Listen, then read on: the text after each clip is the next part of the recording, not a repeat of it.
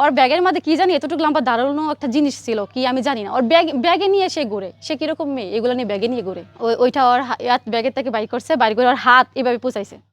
ও আমি বলছি দেখেন যা হয়েছে হয়েছে ঠিক আছে, আপনার সাথে আমি আর কোনো কথা বাড়াতে চাচ্ছি না, যেহেতু আপনার গার্জিয়ান হিসাবে আমার কথা আপনি বুঝতে পারতেছেন না, আমার কষ্ট আপনি বুঝতে পারতেছেন না, আমি আর কিছু বলতে চাচ্ছি না, আপনার বাসায় চলে যান। না বাসায় আমি যাব না, ইমরান বাবা আসবে।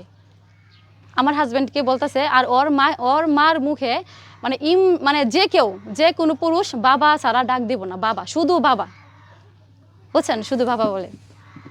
পরে আমি বলছি আপনার আন্টি চলে যান, এখানে গ্যাঞ্জাম করার কোনো দরকার নাই, এটা হচ্ছে আমরা হচ্ছে স্থানীয়, এখানে থাকি, আমাদের বাসা এটা, আর আমাদের একটা সম্মান আছে আলাদা, যেহেতু আমরা ভিডিও টিডিও করি। তাকে আমি সুন্দর করে গুছাই বলতেছি, কিন্তু সে বুঝে আমার মানে না, তার মতো চিল্লাচিল্লি মানে করতেই আছে বাসার ভিতরে।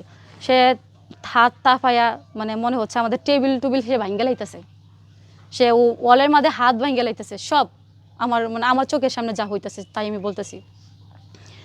পরে ও যাইবো না, ইমরান বাবা আসলে তারপরে যাইবো। আমি তারপরে আমার হাজব্যান্ডকে কল দিচ্ছি যে শোনো এই প্রিয়ার মা তো সেরকম গ্যাঞ্জাম করতেছে, এখন তুমি কি করবা বলো। ওই বলতেছে ঠিক আছে আমি আসতেছি, তো তুমি বলো ওদেরকে চলে যেতে, ওরা যাবে না। বলছি তুমি না আসলে যাবে না।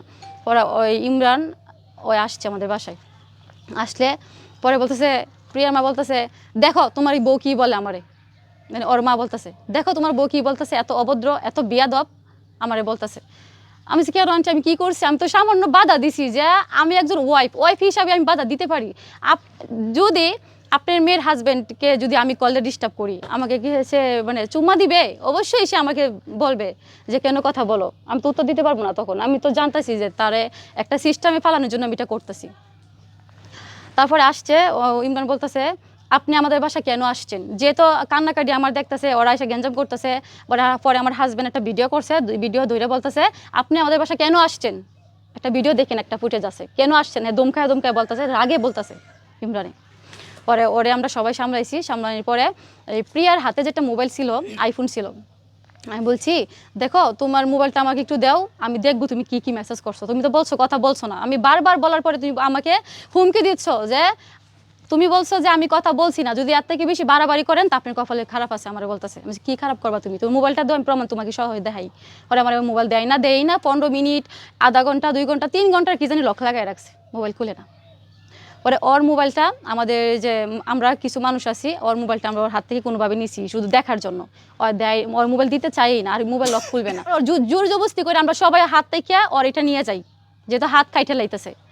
নিয়ে যাওয়ার পরে ওর নিজের হাত, প্রিয়া খান নিজের হাত, আমাদের যে ওয়াল আছে ওয়ালের মধ্যে ও হাত এভাবে বাংচুর করতেছে, ওর হাত ভাঙ্গে লাগবো, নিজে শরীর আঘাত করতেছে।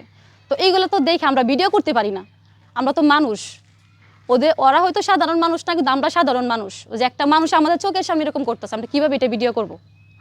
তারপরে ওরা আমরা সবাই মিলে ফিরানির পরে ওর আম্মুর মাথাত একটা সেফটি পিন ছিল, ওই সেফটি পিনটা জোর জবস্তি করে আম্মুর মাথা থেকে সেফটি পিনটা নিয়ে ওই প্রিয়া আবার হাত এরকম করতেছে। আমরা সবাই প্রিয়ার পাও পর্যন্ত ধরতেছি, এটা কইরো না, নিজের আঘাত কখনোই করবা না, কি বলার আছে আমাদের সামনে বলো না, ও নিজের আঘাতই করতেছে।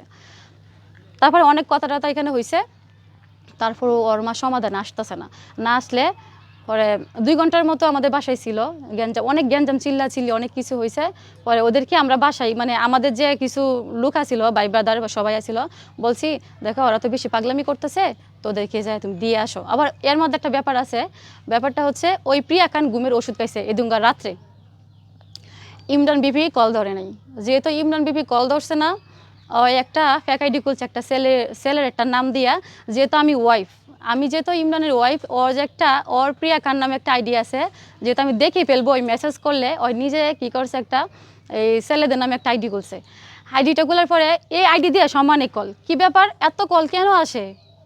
পরে আমি রিসিভ করে দেখি কোনো কথা বলে না, পরে একজনকে দেখি যে আমি মেসেজ করতেছে, পরে বুঝতে পারছি এটা প্রিয়া খান। পরে ওর আইডি দিয়ে ওর সাথে কথা টথা বলে